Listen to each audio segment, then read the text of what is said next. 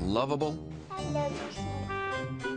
kind of quirky looking, medium-sized white dogs with spots all over. And the spots are really, really all over. Spots everywhere. In fact, if you open their mouths, you might be surprised to see that they actually have spots in their mouths. But guess what?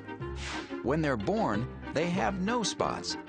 Dalmatians are actually born all white, and then the spots develop as they mature. You know, they're cute, they're mascotish. Believe it or not, George Washington was the first breeder for Dalmatians that we know of in the United States.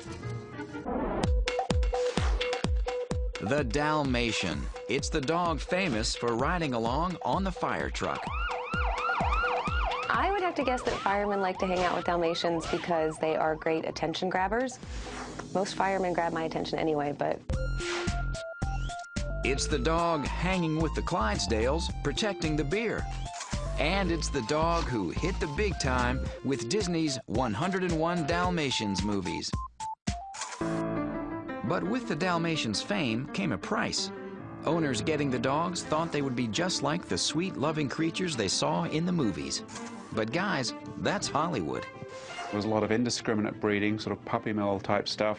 There are issues with temperament and aggression.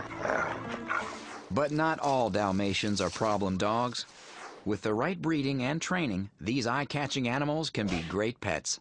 The Dalmatian's origins are actually a little bit hazy. It's a really ancient breed. Some people think that it may go all the way back to Egypt. In the beginning, those polka dot hounds were bred as war and guard dogs.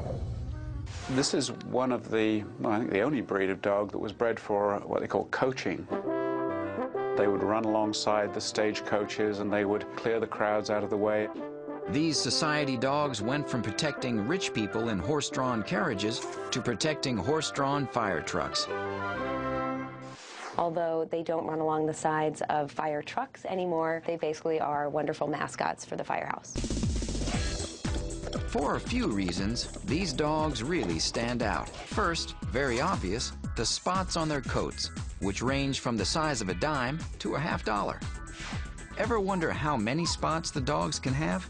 Well, that can vary too, from just a few to almost total spot coverage. Another cool quality, their stocky body and strong muscles, which give them the power to run and run for miles on end.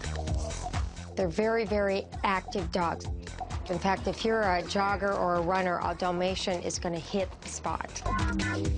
They do like to run away, and they have what's called selective hearing. So you can say, come here, and they just don't hear you. Yep, these dogs can be independent and stubborn.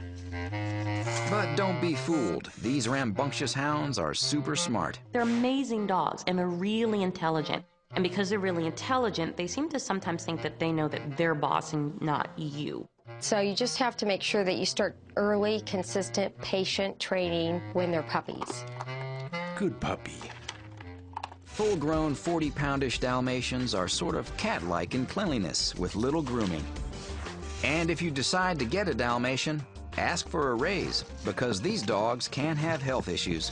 Bladder stones can cause a lot of problems, so they need to be fed a special diet.